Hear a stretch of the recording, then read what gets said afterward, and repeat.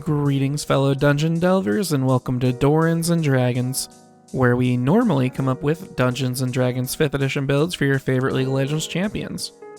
Today we're doing something a little different and kicking off a new series called Subclass Subversions.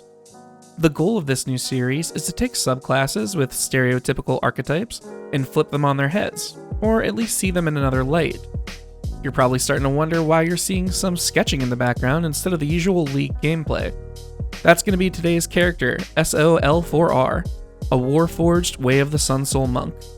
This was a commission done for us by Azuli Bean, whose Twitter is linked in the description down below. For this series, I'm going to commission an artist for each character, so if you have any artist recommendations or want to suggest yourself, please head down to the comments and do so. Before we get too deep into the video though, go ahead and like the video and hit that subscribe button so you're always notified when we release our new videos. And I'd like to take a minute and thank our awesome patrons over on Patreon who support us every month. Thanks for helping us keep the lights on and giving me the energy and willpower to even attempt this new series. If you like our videos and want to support the channel, come join us over on Patreon today for just $1 to get access to our awesome Discord community where we talk League and D&D all day long. Alright, now let's get into it. First, let's break down the Way of the Sun Soul and its features so you have an idea of what we're working with here. Monks, like most classes, choose their subclass at level 3 in the form of a monastic tradition. These are a set of practices that teach monks to harness their inner power. The Way of the Sun Soul allows monks to channel their ki into bolts of radiant light. When you choose this subclass at 3rd level, you unlock the Radiant Sunbolt ability, which is going to give you a new way to attack with your attack action. You hurl a bolt of sun energy up to 30 feet that deals radiant damage equal to your martial arts die plus your dex mod.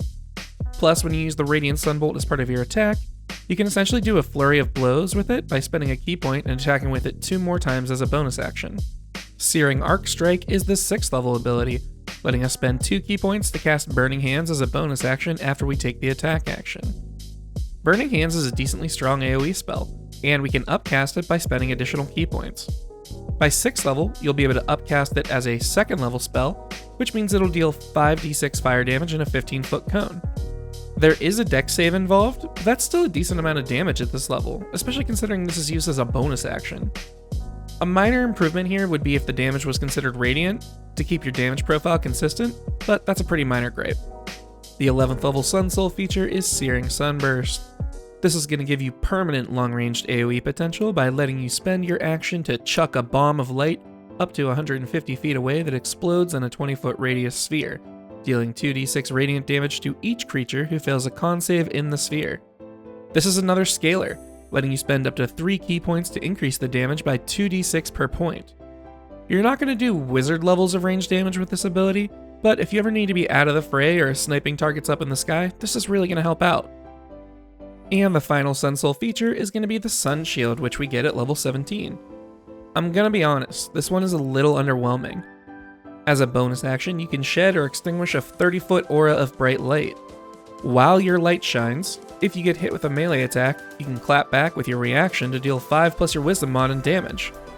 Being a nightlight and getting to do such a paltry amount of damage does not a good capstone feature make.